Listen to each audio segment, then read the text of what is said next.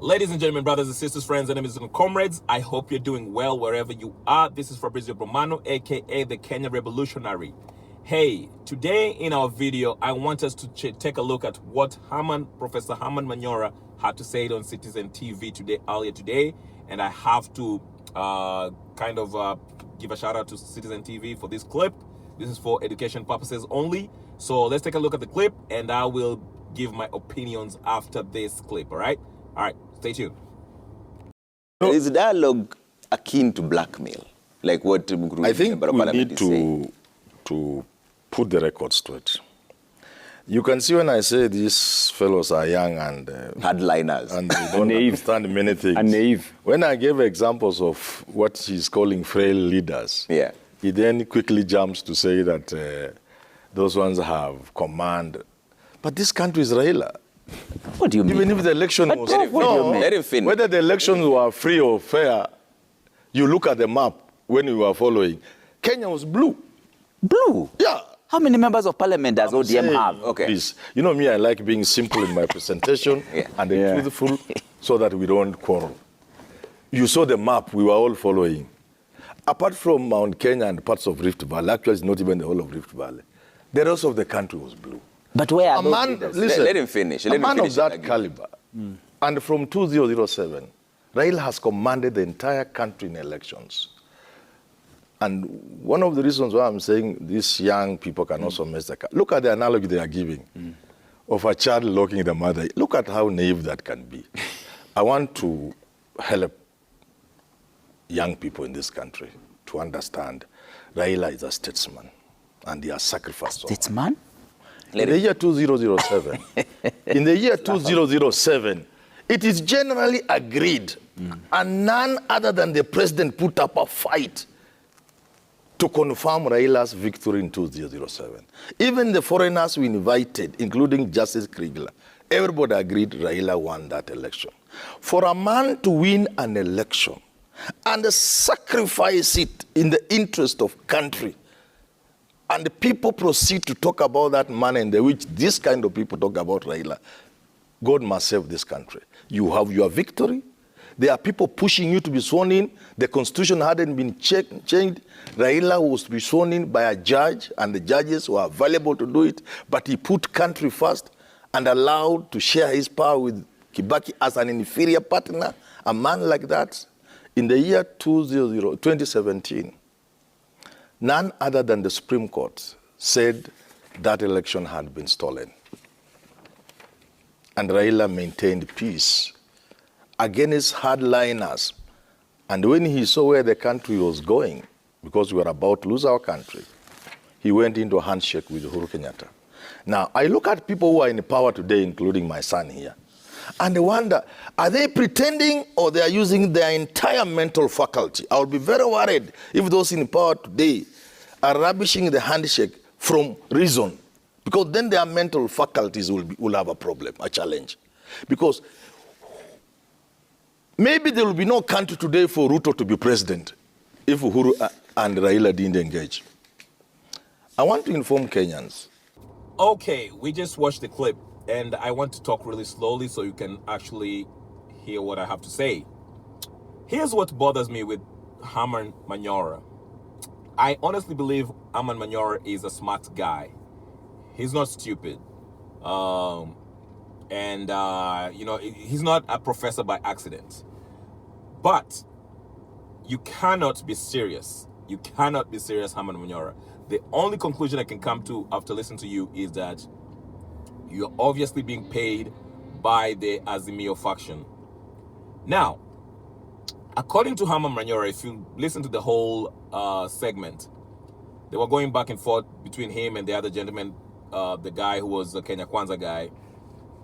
But Herman Manyora's point of view is anchored by 2 points. Number one, he first tried to portray himself as an elder, offering advice to the younger people, which is fine.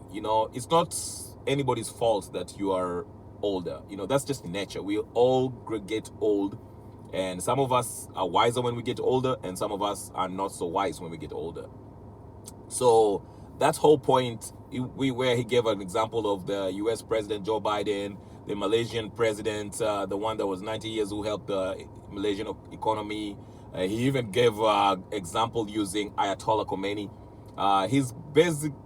His premise was basically that older folks always are wiser and have better advice to give the younger generation.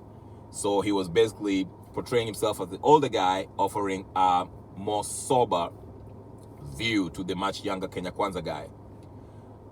Then he proceeded. His second point was basically saying that Raila is a statesman and he always puts his interest, he always put the country's interest first before him, and that the handshake thing with Uhuru Kenyatta was a positive, because without the handshake, Kenya will be in smoke right now. Basically, there'll be war. That's his argument. And so he is for a negotiation between the two gentlemen, Mr. William Ruto and Raila Odinga. Now, here's the problem. Number one, Raila had the opportunity to become a statesman before 2017. He had the will and he represented the aspirations of most Kenyans. People looked at him like somebody who's really have been fighting for the cause of majority of Kenyans. Somebody who was against corruption, against injustice, and so forth, so forth. But, and that's a huge but that's coming into this point. Once he shook hands with Uhuru Kenyatta, that was over with. The real Raila Odinga was revealed. The guy that has fooled people for a long time. I am not a Raila basher. I'm not a Ruto supporter. But here's what I'll go by, okay? Now, Herman Manyora said that, let me go back to 2007, something that he said about 2007. Herman Manyora said that in 2007, Raila came into handshake with Kibaki and accepted an inferior position for the sake of peace. Let me remind Mr. Manyora that Raila did not come into a handshake with Kibaki because he wanted to. The two factions, the Kibaki side and the ODM side at the time, were forced. I think the time Kibaki was in PNU, I think. They were both forced into talks, negotiations, okay, by the international community, specifically the US and the UK, okay? May I remind you when Condoleezza came to Nairobi? Because when Kofi Annan came over, Mudaura said that, oh, Kofi Annan just came for a cup of tea. And then Condoleezza Rice had to fly in, jet in, and give the two gentlemen, especially the PNU side, an ultimatum, okay? To let them know that, hey, if we don't have a negotiation here, there'll be consequences. And remember, like I said in my previous video, there are some high-level government officials who are sanctions. Their visa they were banned from going to the US, banned from going to UK.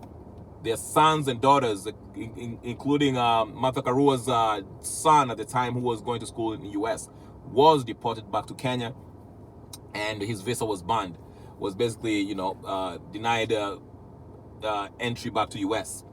That forced Martha Karua and other negotiators to sit down and talk to each other. So Raila did not come out and put the country first. No, he was forced into these negotiations and this arrangement of prime minister and all that stuff, okay? So that's where you're wrong, Herman Manyora. Number two, in 2017, Raila Odinga betrayed the will of most Kenyans. Most Kenyans were tired of Mr. Uhuru Kenyatta. They did not want a handshake. Remember, Uhuru Kenyatta presided over his own coronation on October 2017, 26th of October, where he ran against himself because Raila boycotted the whole process, okay? So he declared himself the president and people rejected that. So the majority of Kenyans were behind Raila, came from every part of the country except maybe Rift Valley and Central, went to Nairobi and swore in Mr. Raila Odinga as the people's president. Remember that? And the next step was to boycott certain products that were supporting the regime at the time. Okay? And that was doing a lot of damage to Mr. Kenyatta's regime. Actually, it made it ungovernable. And that's what they're trying to do right now, but it's probably not going to work this time because the will of the people is not with Raila. But at the time, majority of Kenyans were tired of Kenyatta and they wanted the rightful winner of the elections to take over the State House, who was Raila Odinga. But here's the key moment that Mr. Herman Manyora is not telling us and is conveniently glossing over. Mr. Raila turned his back on his supporters, on most of Kenyans. Most Kenyans wanted justice for the people who were gunned down. Most Kenyans wanted him to be declared as the president of the Republic of Kenya. Okay? And they wanted people who were jailed, maimed, and mistreated by Kenyatta's regime to find justice. But here's the thing. Once Mr. Raila Odinga shook hands with Uhuru Kenyatta without consulting anyone, not even with the NASA core principles, it was just him and Kenyatta and their lawyers. They sat down. Okay? It was not in the interest of the majority of Kenyans to come into a handshake with Mr. Uhuru Kenyatta. Most Kenyans wanted Uhuru Kenyatta gone. He was the illegitimate president. He did not win. Everybody knows that.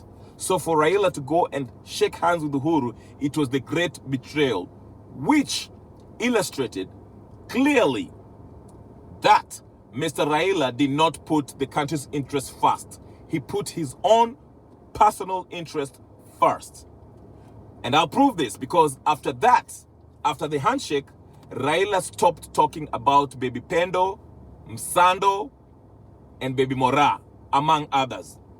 He never advocated for the return of Miguna when he was forcefully exiled. He never spoke on the youth who were gunned down in Kisumu, Nairobi, the bodies that are being dumped in Rivayala. Raila never spoke about corruption anymore. In fact, he helped most of Uhuru's allies who were charged with corruption to stay in office. For example, Anwar Iguru. Okay?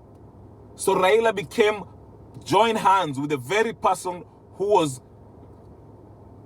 gunning down his supporters. And that's when it came clear to most Kenyans that this guy was a fraud. He's not a statesman that Mr. Herman Manyora wants us to believe. Okay? Now, here's another narrative that we are being threatened by. Mr. Herman Manyora is arguing that if Raila doesn't negotiate, or if Ruto doesn't negotiate with Raila, the country will no longer exist. We'll have war. And here's my question to Herman Manyora. Why should we go to war just because Raila is not happy he didn't win the elections? Because this time is different. He does not have the majority of the Kenyan people. The will of the people is not with him. We don't look at him as the people who we aspire to, the person who we aspire to be. Our aspirations, what we need, he doesn't represent our needs. As soon as he went and shook hands with Uhuru Kenyatta, he became part of the elites. That's why Ruto, in his own way, looked at this and coined the term hustler to represent the people who are struggling. Now, we can have a debate whether Ruto is a true hustler or not. That's a topic for another day. But the fact is, Raila Odinga is not a statesman. And Ruto does not have to negotiate. Why should Ruto sit down and negotiate with Raila? And why should we have war just because Raila wants to shake hands? If you lose an election, you go home. You don't negotiate for power. The loser goes home. What Raila should do is join the opposition, mentor his juniors like the Babu Owinos, okay? And Salasia, those young politicians. Jalas already left him already. He smelled the bull crap. All I'm saying is this: just because you lose the elections does not mean that you have to try to destabilize the incoming government. Kenya does not need to go to war just because Raila lost the elections. If he breaks the law, he should be arrested, just like any other person, because he is a citizen just like any other person. There's nothing special about Raila Odinga. Okay? He messed up his own political resume. The moment he shook hands with Kenyatta, that was it. The term statesman is not to be associated with Raila Odinga. So Herman Manyora, you're probably getting paid to propagate this nonsense that Raila is a statesman. No, he's not. And he puts his own personal interest before anything else. That's why his daughter is member of parliament in Iala. Oburu gets nominated every day. His sister is an MCA, is it an MCA or whatever in Kisumu. So stop the nonsense, Herman Manyora. Be honest in your analysis. And stop using age all the time in all your arguments. Oh, I'm old, let me tell you what I know. I'm tired of that. Age has nothing to do with it. Argue based on facts, evidence. What did we actually experience? Okay? I want to keep this video short, so if you haven't subscribed, please go ahead and subscribe, like, share, and if you disagree, comment. All right? I'll talk to you later. This is Fabrizio Brumano. Peace, love, and blessings.